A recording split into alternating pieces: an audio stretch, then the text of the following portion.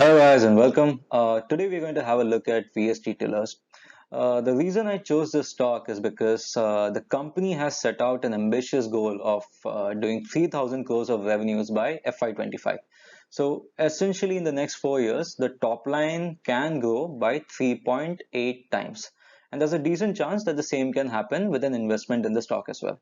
So it's a 54-year-old company based out of Karnataka. It's the largest manufacturer of power tillers. It's a leader in compact tractors, and it's now at a stage where it's transforming into a complete farm mechanization provider. Now, as a disclosure, I already hold this stock, and this video is not a recommendation to buy or sell. Now, let's begin by understanding a few things that will help us appreciate the story better. Firstly, why do we need farm mechanization?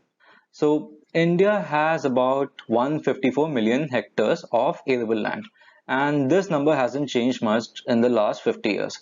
Hence, in order to feed the ever increasing population of our country, we have no choice but to increase farm productivity.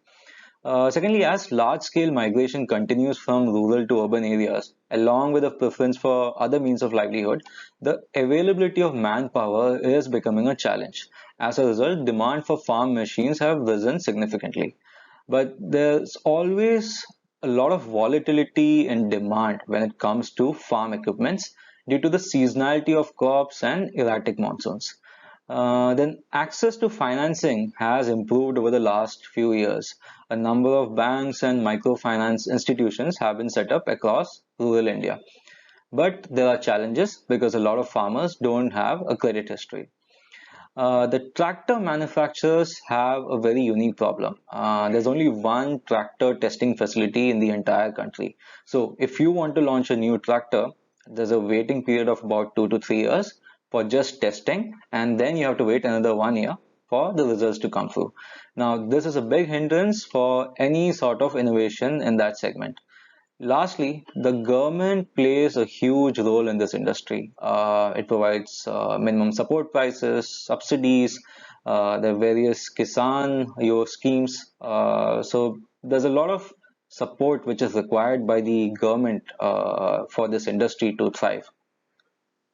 Almost 50% of the company's revenues are derived from the sale of power tillers. These are low powered machines that farmers use to prepare and cultivate land. Now, VST has more than 50% share in this segment.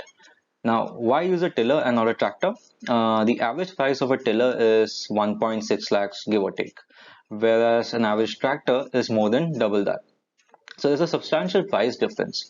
Secondly, 80% of farmers in India are marginal farmers who own less than 2 hectares of land, and power tillers are especially useful in flooded rice fields and hilly terrains. Hence, the market for power tillers is mainly concentrated in the eastern and southern parts of the country, owing to the small land holdings and high cultivation of rice crops. Now, there are two interesting developments in this space worth mentioning. Cheap imports, Chinese imports, constituted almost 30% of this market. Now, what the Indian government has done is imposed restrictions on the import of power tillers, basically making these imports unviable. So, even though the overall market for power tillers is only growing at 5%, the company will grow at least 20% because of this vacuum. Secondly, until 3 years ago, 95% of power tiller sales used to happen after the farmer got a subsidy from the government. And farmer had no choice but to rely on this government subsidy because getting a loan for tiller is not as easy as getting a loan for tractor, because tiller is an item which cannot be registered. Now, from 95% of sales through subsidy, today VST sells only 20% via subsidy. So it's not like the farmer isn't applying for the subsidy. He still is. It's just that he no longer waits for it before making a purchase. And that's a big change in the way this industry operates now. Now, coming to tractors, there are various types of tractors with different applications. Tractors are not only used for farming but also hauling and mobility. VST is predominantly a compact tractor player. It has about 11% market share in the compact tractor segment. Now, this segment, which is below 30 horsepower, is going faster than the industry average of 10%, because the operational land parcels of most of the farmers are decreasing across the country, and they can very well make do with a smaller tractor. But it's not just small farmers who use compact tractors. Usage also depends on the application. For example, orchards and vineyards use compact tractors. Also, farmers are moving from power tillers to tractors. So far they have positioned themselves as a value for money brand, but last year they launched tractors in the premium segment as well. Now, a few years back, they tried getting into higher horsepower tractors, and that didn't work out as expected. But this time they seem to have got the act right. They have launched 45 and 50 horsepower tractors, which are positioned as value for money, and these tractors have been very well received. Now, this is a big deal because it suddenly changes the size of opportunity. Let me explain. The Indian tractor industry last year, FY21, sold about 9 lakh tractors. And in that number, you had 90,000 compact tractors. So the compact tractor segment is just 10% of the overall tractor market, right? And within this 10% market, VST is a leader, but now with the new high HP tractors, the remaining 90% of the market has opened up for it. So they will keep launching new tractors to cater to all kinds of farm needs. If they don't have the technology, they will collaborate with someone. Like in 2020, they got into a tie-up with Zetor to jointly develop high horsepower tractors for India and overseas market. Zetor is a European brand, and these tractors will fall under the premium category. I believe the first tractor is supposed to come out somewhere next year. And in the next 3 years, they will be launching anywhere between 6 to 10 tractors from this joint venture. Also, they're adding a lot of dealers. So there's a clear focus to scale up this whole tractor segment. Now let's look at some of the other sources of revenue for VST. So VST supplies precision components to automotives as well as the tractor industry. This includes crankshafts, cylinder blocks, connecting rods, main camshafts, and items like that. Most of it is used for internal consumption. So this was a small unit at Mysore, but what's happening now is that they have started focusing on precision implements at this facility as well. Now, precision implements are attachments that are fitted to a tractor and they function with precision. Just to give you an example, electrostatic sprays when pesticide is sprayed in a controlled manner, or a sensor controlled rotary trailer attached to a tractor. So these are just two items that they're currently working on, but they are in talks with a couple of foreign companies to launch other products as well. Then power weeders is a new area of growth for them. Now these are mainly used to cut weeds around the crops. So in 2020 they tied up with a French company called Pubert for manufacturing of power weeders, and the market for this is growing at an exponential pace. Last year alone they sold about 1800 units, and this year they'll do 3x of that. Currently, VST is the only manufacturer of that in India. Most of it is imported. So just to give you an idea, there's about 1.2 lakh units of power tillers being sold. So there's a very big opportunity here. And then they have launched other products like power reapers, brush cutters, rice planters.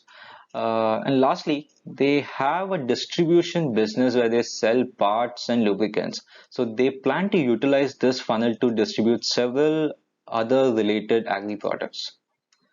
Now, if you look at the financial performance over the last 5 years, you can see that it has been very choppy, except for the last year. So, what went wrong here? Let's see. Uh, Tillers, which is the primary business, was largely subsidy driven. We saw that earlier. And in 2018, the central government moved to a DBT model to pay subsidies. DBT meaning direct benefit transfer. And many states were struggling with that structure. And there were some issues due to elections as well. Additionally, there was a severe drought in parts of Gujarat and Maharashtra that affected the tractor sales. And even internally, there were some issues. The new tractors had some issues. One of the employees committed fraud. Soon after, the CEO resigned. So the stock price really took a beating along with the performance as well. But then in 2019, they got a new CEO, and I can see that he has been very active since joining the firm. They've expanded the channel network, especially in the northern markets where where they didn't have a strong dealer network. In fact, they have doubled the number of dealers in the last 2 years, and it's an ongoing process. Now, northern markets need high horsepower tractors, so they develop that as well. They increase the headcount in product engineering and sales and marketing. They also introduced a lot of new products which are already talked about. Now, if you remember, I told you at the start of the video that VST plans on doing about 3,000 crores of annual revenue by FY25. So let's look at the strategy for the same. Firstly, the power tiller business is being transformed into a small mechanization business. Rice planters, power weeders, brush cutter, chainsaw, etc. We already talked about this earlier in the video, but there are some other small farm equipments that will be launched in the future as well. Secondly, in the tractor segment, they are launching new models, adding new dealers, ramping up the production of high HP tractors. So there's a lot of work going on in the tractor segment as well. Thirdly, at least 10% will come from exports. Currently, it's about 5%. We already talked about the VST Zetor JV, but they also export tractors under their own brand. They are already present in Western Europe, but they are expanding into Eastern Europe. Because what's happening in Europe right now is that there's a shift to less complicated products, especially with the aging population there. So that was for tractors, but even for power tillers, they are focusing on exports, especially with our neighboring countries, and they have made some beginnings in southern African region as well. Number four is precision implements, so which we've already talked about. This segment is expected to contribute at least 300 crores by 2025. The fifth arm is investing in futuristic technologies. Earlier this year, VST invested in Monarch Tractors, which is based out of California. And Monarch is a company which launched the world's first fully electric driver optional smart tractor. So they have invested in Monarch, but they also have a contract with them to supply powertrain for the new electric tractor, which is to be launched later this year. Apparently, there's a lot of demand for that product, so one can expect other such investments from VST in the future as well. The main motto of all these investments is to be at the forefront of technology in agri mechanization.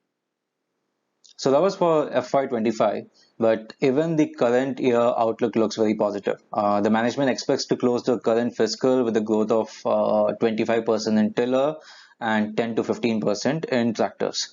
And they have declared that they should do 1,000 crores of revenue this year. So that's a 25% growth in top line. In terms of valuation, I feel the current valuations are slightly stretched for the kind of business model this company operates in. But even if they deliver 2,500 crores of top line instead of the stated goal of 3,000, the company should trade at least double the current market cap by FY25. And now I'm assuming EBITDA margins to remain at 12% and I have contracted the price multiples.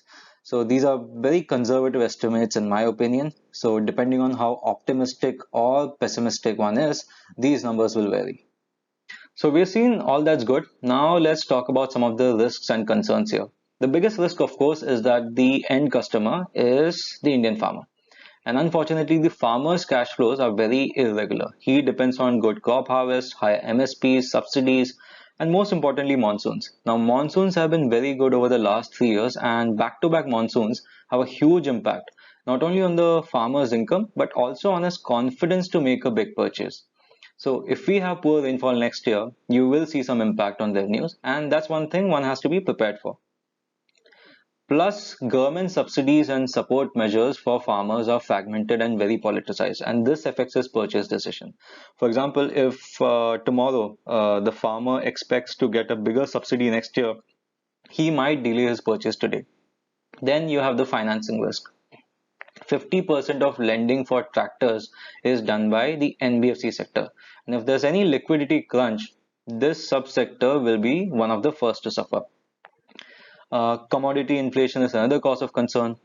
Tractor prices have already gone up by 10-15% in the last year due to higher steel prices. Now, there's a limit to how much a farmer can pay, so any further increase will probably affect demand. Then we have competitive rivalry. So higher HP tractor market is dominated by players like Mahindra, Sonalika, Escort, John Deere, and some smaller players as well. So it is yet to be seen how these people react when VST starts scaling up, especially in the northern markets. Lastly, the track record of capital allocation hasn't been the best. It's not a risk, but it's a monitorable. It's a cash-rich company. They have a lot of investments. They have a land bank in the heart of Bangalore that itself is worth at least 400 crores. But what they plan to do with all this is a mystery. Ideally, if you're not making good use of cash, then you should return it to the shareholders.